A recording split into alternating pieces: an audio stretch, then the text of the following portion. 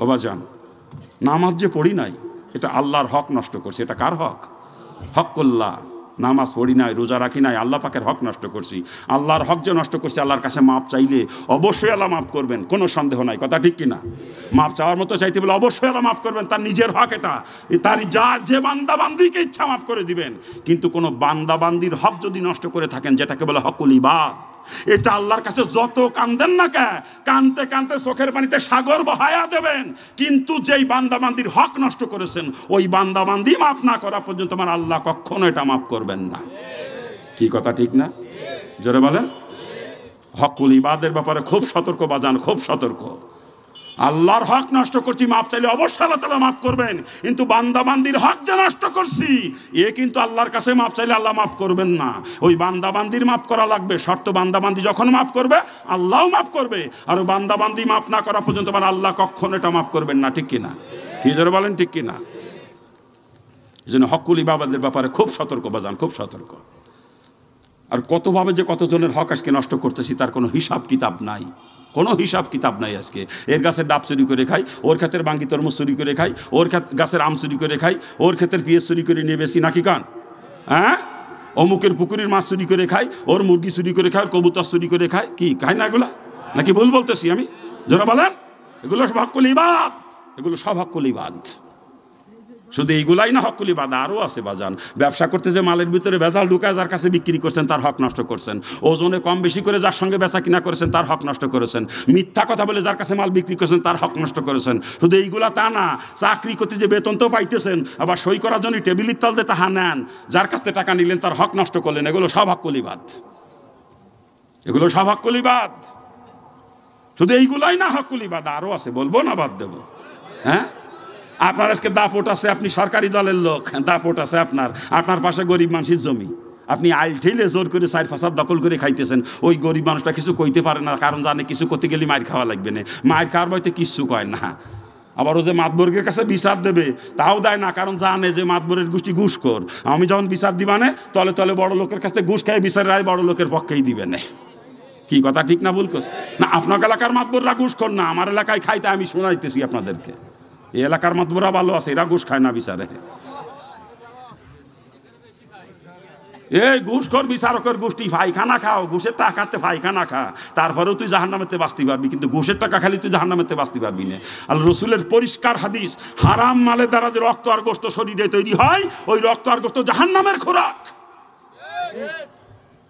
যেই শরীরে হারাম মাল দ্বারা রক্ত গোশত গঠিত হয়েছে, ওই শরীরের জন্য আল্লাহ পাকের জান্নাত হারাম, ও জান্নাতে যাবে না। আর ও জান্নাতে গেলে কোরআন হাদিস সব মিথ্যে। কথা ঠিক কিনা? কি জোরে বলেন, ঠিক কিনা? আল্লাহ পাক সকলকে বোঝার তৌফিক দান করো। আরে জোরে কর না আমি। হ্যাঁ, গরিব মানুষটা বিচারকের কাছে বিচারও দেয় না, জানে বিচার দিলে আমার পক্ষে দেবে না, ওই টাকা খাই ওর পক্ষে এই বিচারের রায় দিবে না। কি কথা ঠিক না? ও বাজান, শুধু এগুলাই না হকুল ইবাদ, আরও আছে। ওই যে বনের সম্পত্তি নিজের নামে রেকর্ড করে এনেছেন, ওটা কি বাজান? আজকে সলে বলে কলে কৌশলে বনের সম্পত্তি নিজের নামে রেকর্ড করে নাই।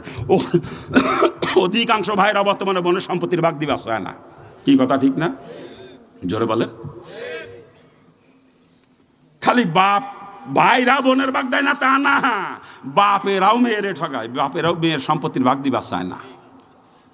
বাপ ধনী মানুষ যাবে হজ করতে, হজের টাকাও জমা দেওয়া হয়ে গেছে, মনে মনে চিন্তা করে যাবো তো হজ করতে, যদি ফিরে আসতে না পারি এক ফয়সালা করে থুয়ে যায়। তাড়াতাড়ি করে কি মেয়েগুলোরে ফাঁকি দিয়ে জমি জায়গা সব ছেলের নামে দলিল করে থুয়ে উনি কোনাকুনি চলে যা পশ্চিম মুখ মক্কা মদিনাতে ঘুরিয়ে আসে, নামের সাথে লাগায় আলহাজ।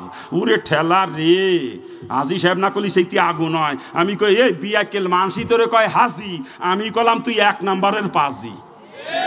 ওগুলো বোম্বায়াজি, বোম্বায়াজি। কি কথা ঠিক না? হে জোরে কান। ও মেয়েকে ফাঁকি দিয়ে ছেলের নামে সম্পত্তি দলিল করে দেশে দিয়ে গেছে হজ করতে। আরে বিয়া কেলে সম্পত্তির মিরাস বন্টন করেছে কে? সম্পত্তির মিরাস বন্টন করেছে কে? কার সম্পত্তি কে কতটুকু পাবে আমার আল্লাহ কোরআনে ভাগ করে দিয়েছে। কথা ঠিক না? এই কোরআনের বাগ আল্লাহর বাগর পছন্দ হয় নাই, আল্লাহর উপর দিয়ে করিছে মাতবরি, আল্লাহর উপর দিয়ে কোরআনের ফায়সালা অস্বীকার করিয়ে মেয়েকে ফাঁকি দিয়ে ছেলের নামে দলিল করে দিয়েছে। ওই সাথে সাথে ওর ইমান চলে গেছে, সাথে সাথে কাফের হয়ে গেছে। ওই কাফের অবস্থায় গেছে হজ করতে, কাফের অবস্থায়। আচ্ছা বলেন তো, কাফেরের আবার হজ হয়? এ কাফেরের হজ আছে?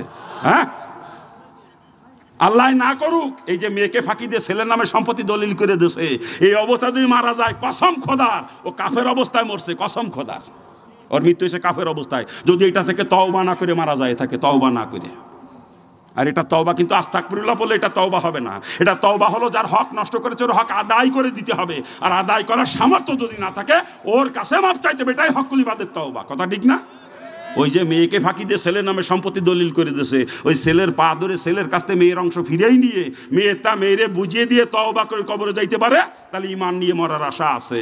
আর ওই যে কোরআনের ফায়সালা অস্বীকার করেছে তওবা না করে অবস্থায় মারা যায়, কসম খোদার ও তবলিগের মোবাল্লেগ হলেও কাফের অবস্থায় মরছে, ও চরমনার মুরিদ হলেও কাফের অবস্থায় মরছে, ও হাজী সাহেব হলেও কাফের অবস্থায় মরছে। আল্লাহ পাক সকলকে বোঝার তৌফিক দান করে। খারাপ লাগতেছে নাকি? খারাপ লাগে বাজান? তা যে কথা বলতেছিলাম, ওই পুলসিরাত আমার আপনার সামনে না পিছনে? ও পুলসিরাত পার হওয়ার একমাত্র হাতিয়ার হলো 5 ওয়াক্ত নামাজ। কথা ঠিক কিনা? যারা বলেন ঠিক কিনা?